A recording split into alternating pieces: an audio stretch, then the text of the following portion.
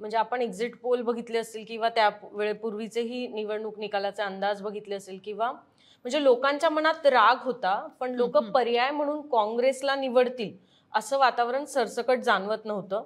आणि त्यामुळे नक्कीच अशा वेळेस आपलं जे झुकतं माप असतं कलाचं ते आपण सत्ताधारी पक्षाकडे देत असतो.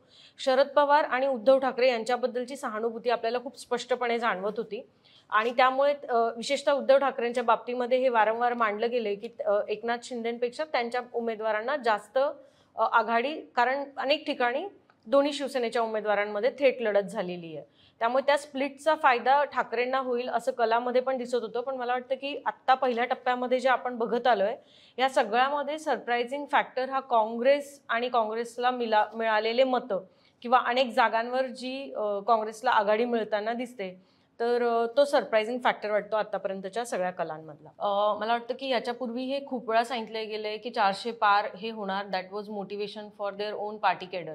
स्वतःच्या कार्यकर्त्यांना विश्वास द्यायला, त्यांना निवडणुकीला सामोरं जाताना एक टार्गेट देण्यासाठी 400 पारचा नारा लावला गेलेला होता.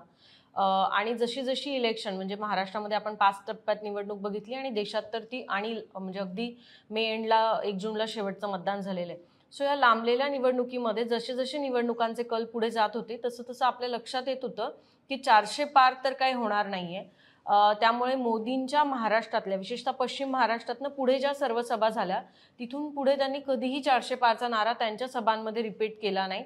अब की बार मोदी की सरकार किंवा अगदी कोल्हापूरच्या सभेतलं मला आठवलं की अब की बार लोगों की सरकार अशी घोषणा स्वतः मोदींनी दिलेली होती. वेगवेगळी गणितं मांडली गेली होती की कसं काही राज्यांमध्ये जागा कमी होऊन इतर राज्यांमध्ये त्यांना फायदा होताना आपल्याला दिसतोय, अशी मांडणी अनेक ठिकाणी होत होती. पण किमान निवडणुकीच्या पहिल्या कलात म्हणजे अगदी आता आपण महाराष्ट्रापुरतं बोलायचं झालं तर खात्रीशीर विजय ज्या जागा आहेत, मग त्याच्यामध्ये शिरूरची जागा असेल, कोल्हापूरची जागा असेल, धाराशिवची जागा असेल, असे अनेक ठिकाणी विशेषतः काँग्रेस ज्या पद्धतीने गेन करते ते बघितलं तर म्हणजे जर कारण भाजपचा सगळ्यात स्ट्रॉंग विरोधक जर काँग्रेस असेल आणि काँग्रेस गेन करत असेल तर 400 पारचा नारा नक्कीच डिफिकल्ट आहे. प्लस याच्यातनं अजून एक आपण समजून घ्यायला पाहिजे की प्रादेशिक पक्षांनी म्हणजे काँग्रेसच्या अलाईजनी अक्रॉस कंट्री खूप मोलाची भूमिका ह्या आकड्यांमध्ये पार पाडलेली. म्हणजे अगदी महाराष्ट्रापुरतं जरी बोलायचं झालं तरी अनेक ठिकाणी आता तुम्ही जसे मगाशी आकडे म्हणत होतात की अगदी 100 3 आकडी 2 आकडी लीड काही जागांवर प्रत्येक फेरीमध्ये कमी जास्त हं, होतंय. हं, हं. सो इतकी जी टफ फाईट झाली, मला वाटतं की हे एकत्र राहणं जे होतं विरोधी पक्षाचं शेवटपर्यंत ते त्यांच्या पथ्यावर पडताना आता दिसतंय. जेव्हा इलेक्शन खूप फेजेसमध्ये होईल असं जाहीर झाल्यानंतर हं, असं म्हटलं गेलं की भारतीय जनता पक्षाला प्रचार करायला पुरेसा वेळ मिळेल. हं. मला वाटतं की त्यावेळेस प्रेडिक्ट करायला हे कमी पडलो की तोच वेळ महाविकास आघाडीच्या नेत्यांनाही मिळणार आहे. आणि महाविकास आघाडीच्या नेत्यांनी पण ज्या पद्धतीने म्हणजे मला आठवतं की भिवंडीमध्ये बहुतेक सगळ्यात शेवटच्या दिवसाच्या बऱ्याचशा सभा झाल्या होत्या महाविकास आघाडीच्या. त्यामुळे मला वाटतं की एकत्रित राहणं, एकत्रित प्रचार करणं आणि त्या त्या ठिकाणी दिलेले चांगले उमेदवार. आता ह्या हं, हं, 290 जागा याच्यामध्ये 2 प्रमुख राज्यांचा उल्लेख करायला लागेल. एक म्हणजे महाराष्ट्र हं. की जिथे आता एनडीए आघाडी म्हणजे एनडीएच्या महायुतीच्या जागा ह्या सरसकट महाविकास आघाडीच्या जागांपेक्षा कमी आहेत. आणि दुसरं म्हणजे उत्तर प्रदेश, कारण जागांची संख्या जास्त आहे. त्यामुळे नक्कीच या 2 राज्यांमध्ये मोठा फटका भाजपला बसलेला दिसतोय. आणि त्याचा परिणाम कुठेतरी म्हणजे जे कॅल्क्युलेशन मांडलं जात होतं की ह्या 2 राज्यांमध्ये जरी जागा कमी झाल्या तरी इतर राज्यातनं त्या जागा भरून निघतील, तर तसा काही कल किमान अजून तरी समोर आलेला नाहीये. त्यामुळे नक्कीच भाजपच्या जागा ह्या गेल्या वेळेपेक्षा, कारण ह्या 2च राज्यांमध्ये सबस्टॅन्शियल नंबर आहे जागांचा. म्हणजे महाराष्ट्रात 48 जागा आहे, यूपीमध्येही 40+ सीट्स आहेत. तर त्यामुळे नक्कीच बीजेपीच्या जागा कमी झालेल्या आहेत. आता राहिला प्रश्न की भारतीय जनता पक्षाचं यातलं अपयश आहे का, त्यांची स्ट्रॅटेजी चुकली की काय चुकलं? मला वाटतं की महाराष्ट्रापुरतं बोलायचं झालं तर मोदींच्या नावावर निवडणूक लढण्याचा जो काही भाजपचा विश्वास होता किंवा अगदी माझ्यासारख्या लोकांनाही असं वाटत होतं की मोदींबद्दल इतकी सरसकट नाराजी नाहीये, पण निकालाच्या कलाकडे बघताना मात्र हे गृहीतक पूर्णपणे चुकलेलं आहे. लोकांनी आत्ताचा जर आपण महाराष्ट्रातला कल बघितला तर फक्त सत्तेसाठी आणि सत्ता वापरून आपण ज्या पद्धतीने मतदारांना गृहीत धरून काही गोष्टी करतो, हे जे भाजपने महाराष्ट्रासोबत विशेषतः केलं की इथले 2 प्रमुख प्रादेशिक पक्षांमध्ये फूट पाडली, त्यानंतर त्यांच्या म्हणजे भाजपच्या बाजूने गेलेल्या नेत्यांना पक्षाचं चिन्ह हे सगळं देऊनही त्यांना परफॉर्म करता आलेलं नाहीये. त्यामुळे नक्कीच भाजपच्या एकूण रणनीतीचा हा पराभव म्हणायला लागेल. दुसरं, मोदींनी महाराष्ट्रामध्ये सुमारे 17 सभा घेतल्या होत्या आणि विशेषतः जशी तिसऱ्या टप्प्यामध्ये निवडणूक आली महाराष्ट्रामध्ये, तसं जवळपास प्रत्येक लोकसभेसाठी त्यांनी स्वतंत्र सभा घेतली आहे. म्हणजे सोलापूरसाठी स्वतंत्र सभा घेतली, धाराशिवसाठी स्वतंत्र सभा घेतली, म्हाड्यात त्यांनी स्वतंत्र सभा घेतली, कोल्हापूरला त्यांनी स्वतंत्र सभा घेतली, पुणे जिल्ह्यातल्या 4 मतदारसंघांसाठी त्यांनी पुण्यात एक स्वतंत्र सभा घेतली. तर कुठेतरी ह्या साखरपट्ट्याला आपल्या बाजूला वळवण्यासाठी भारतीय जनता पक्षाने महाराष्ट्रातही पुरेपूर प्रयत्न केले. म्हणजे अगदी ते 10,000 कोटीची थकबाकी माफ करण्यापासून ते अनेक निर्णयांमध्ये. पण आता जसं आपण निवडणुकीच्या कलाकडे बघतोय तर पश्चिम महाराष्ट्राने, की जो एकेकाळी काँग्रेस विशेषतः राष्ट्रवादी काँग्रेसचा गड होता, तर लोकांना हे डिव्हिजन 2 पक्षांमधलं अजिबात आवडलेलं नाहीये. महाविकास आघाडी अत्यंत ताकदीने भाजपच्या विरोधामध्ये हे नरेटिव्ह पसरवण्यात यशस्वी झालेली आहे. नंदुरबार, गडचिरोली सारख्या जागांचा कल आपल्याला असं सांगतो की आदिवासी मतदारांनीही यावेळेस भाजपला नाकारलेलं आहे महाराष्ट्रामध्ये. विशेषतः छत्तीसगड निवडणुकीनंतर जे कल आपण बघितले की त्याच्यामध्ये त्यांनी एक हाती भारतीय जनता पक्षाला पसंती दिली होती, पण तसं नाहीये. त्यामुळे जो लाभार्थ्यांचा मुद्दा भारतीय जनता पक्षातर्फे खूप ताकदीने वारंवार मांडला गेला, तर तोही मुद्दा आत्ताच्या निवडणुकीचे कल जे आपल्या हातात आलेले तो त्या पातळीवर कमी झालेला दिसतोय. भाजपचा मतदार हा तसं खूप लॉयल असतो आयडिओलॉजीला, हे आपण अनेक ठिकाणी बघितलंय. सो वोट ट्रान्सफर म्हणजे महाविकास आघाडीचं तर दिसत होतं, कारण ठाकरे स्वतः सभा घेत होते. शिवसैनिक आणि भाजपमध्ये तो लॉयल्टी हा कॉमन फॅक्टर दिसत होता.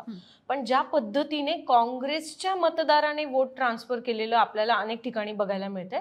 आणि नक्की शिवसैनिकांचा तर फायदा अनेकांनी निवडणुकीच्या निकालापूर्वी प्रेडिक्ट केलेला होता.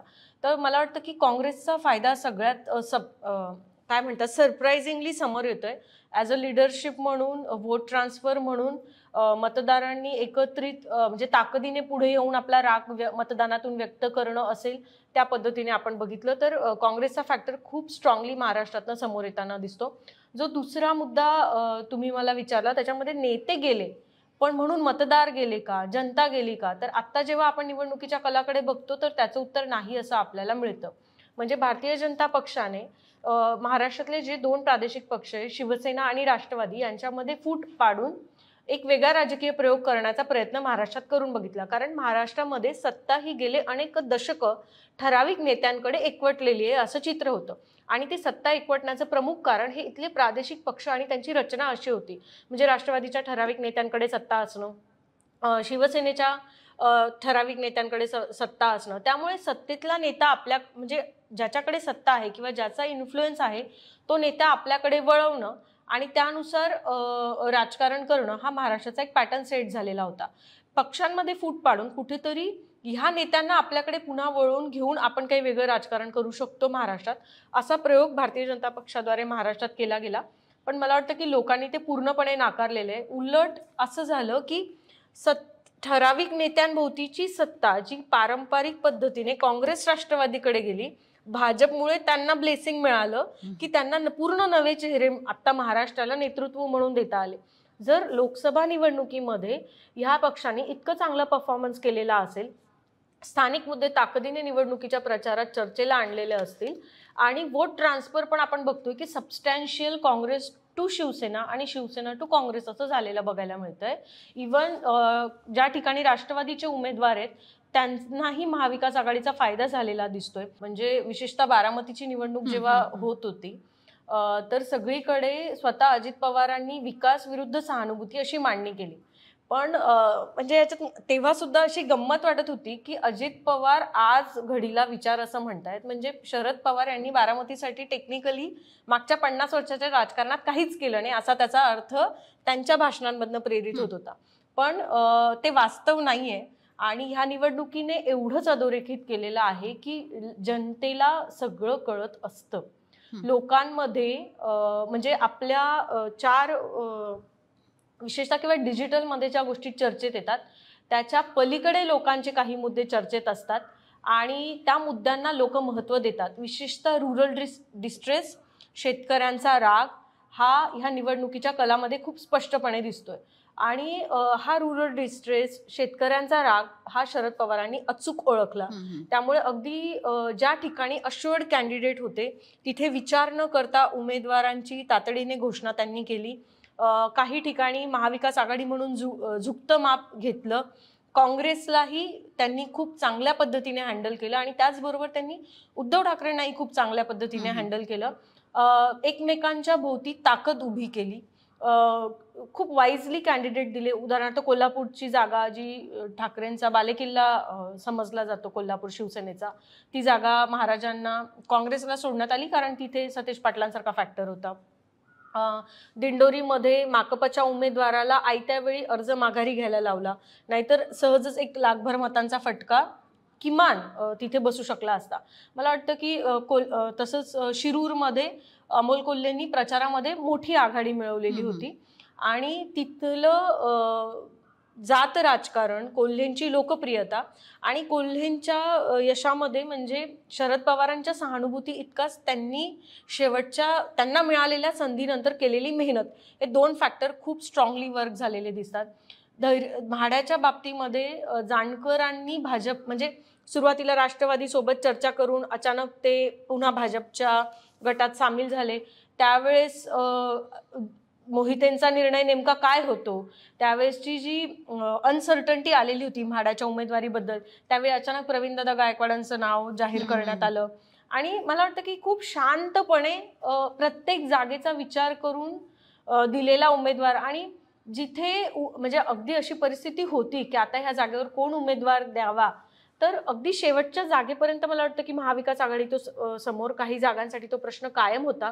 पण तरी सुद्धा त्यातल्या त्या चांगल्या उमेदवारांची निवड, एकत्रित केलेला प्रचार, विरोधकांना नरेटिव्ह मध्ये मिळालेली आघाडी, आता याचं पुन्हा खापर मीडियावर फुटणारच आहे की मीडियाची कायमच सहानुभूती होती असं. पण मला वाटतं की माध्यम म्हणून आपण शेवटी जे लोकांना वाटत असतो तेच मांडत असतो. आपण काय आपल्या मनातल्या गोष्टी मांडत नाहीये. सुरुवातीपासूनच रुरल डिस्ट्रेस दिसत होता, शेतकऱ्यांची नाराजी दिसत होती. अर्बन फॅक्टर, एज्युकेटेड वोटरचा फॅक्टर भाजपच्या पथ्यावर पडेल असं सरसकट मागच्या 2 निवडणुकांमध्ये आपण अनुभवलं होतं. एकतर्फी निवडणुका कुठेच होताना दिसत नाहीये. त्यामुळे लोकसभेची निवडणूक न वाटता ही महापालिकेची किंवा ग्रामपंचायतीची निवडणूक जशी होते की प्रत्येक गटागणिक मतदान बदलत जातं, तशी निवडणूक आता आपण अनुभवतोय या क्षणी. त्यामुळे नक्कीच मला वाटतं की पवारांच्या अनुभवाने इतरांच्या सगळ्या स्ट्रॅटेजी पुढे त्यांच्या अनुभवाची सरशी ठरली. शिरूरमध्ये अमोल कोल्हेंच्या अवेलेबिलिटीबद्दल बोललं गेलं, पण त्यांनी जसं मतदारसंघात यायला सुरुवात केली, मला वाटतं की शिरूरच्या निवडणुकीत आपण विशेष कौतुक केलं पाहिजे, कारण खासदाराचा रोल काय असतो हे सांगून निवडणूक लढणं आणि निवडणूक जिंकण्याचं महाराष्ट्रातलं ते एकमेव उदाहरण आहे.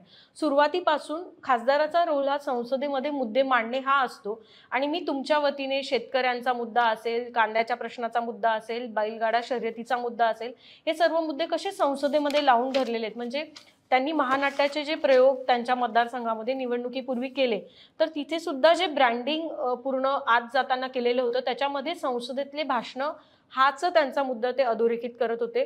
त्यामुळे सगळे नेते विरुद्ध अमोल कोल्हे अशी जरी लढाई असली तरी निवडणुकीच्या दुसऱ्या फेरीला जशी अमोल कोल्हेंनी, विशेषतः जेव्हा अजित पवारांनी त्यांना चॅलेंज केलं की तू कसा निवडून येतो ते मी बघतो, त्यानंतर पूर्णपणे जनतेने ती निवडणूक अमोल कोल्हेंच्या बाजूने निकाल द्यायला सुरुवात केलेली होती. तसंच त्या मतदारसंघामधली जातगणित ही अमोल कोल्हेंच्या फेवरमध्ये राहिली. विशेषतः आपण जसं जुन्नरखेड या मतदारसंघामध्ये येतो, त्यांनी शेतकऱ्यांचा प्रश्न जो लावून धरला तो त्यांच्या बाजूने राहिला.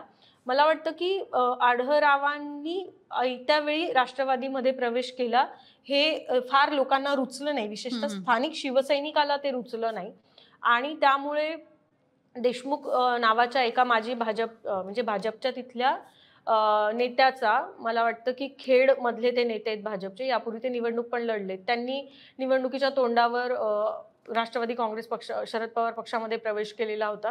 तशी छोटी छोटी गणितं जी प्रत्येक मतदारसंघामध्ये फिरवण्यात आली, विशेषतः शिरूरमध्ये फिरवण्यात आली, त्याचा नक्कीच अमोल कोल्हेंना फायदा झालेला दिसतोय आपल्याला. आणि म्हणजे हे विशेषतः भोसरी मतदारसंघामध्ये आणि हडपसर मतदारसंघामध्ये 30,000हून अधिक नवमतदारांची संख्या ही गेल्या निवडणुकीपेक्षा प्रत्येक मतदारसंघामध्ये वाढली होती. त्यामुळे आणि ह्या 2 मतदारसंघांमध्ये अमोल कोल्हेंना 2019ला म्हणजे लीड मिळालेलं नव्हतं. त्यामुळे ह्या निवडणुकीमध्ये ते कसं परफॉर्म करतील याकडेही सगळ्यांचं लक्ष लागून होतं. पण आपण बघितलं असेल तर भोसरी मतदारसंघामध्ये शिवसैनिकांना घेऊन प्रचार करणं आणि हडपसर मतदारसंघामध्ये स्वतः सोसायटी टू सोसायटी प्रचार करणं हे त्यांच्या पथ्यावर पडलेलं आपल्याला आता आपण निवडणुकीच्या कलाकडे बघतो तेव्हा दिसतं. महाराष्ट्रातील सर्व बातम्यांचे विश्वासार्ह व्यासपीठ, सकाळच्या सर्व सोशल मीडिया प्लॅटफॉर्मला लाईक, फॉलो आणि सबस्क्राईब करा. तसंच सर्व नोटिफिकेशनसाठी बेल आयकॉन प्रेस करायला विसरू नका.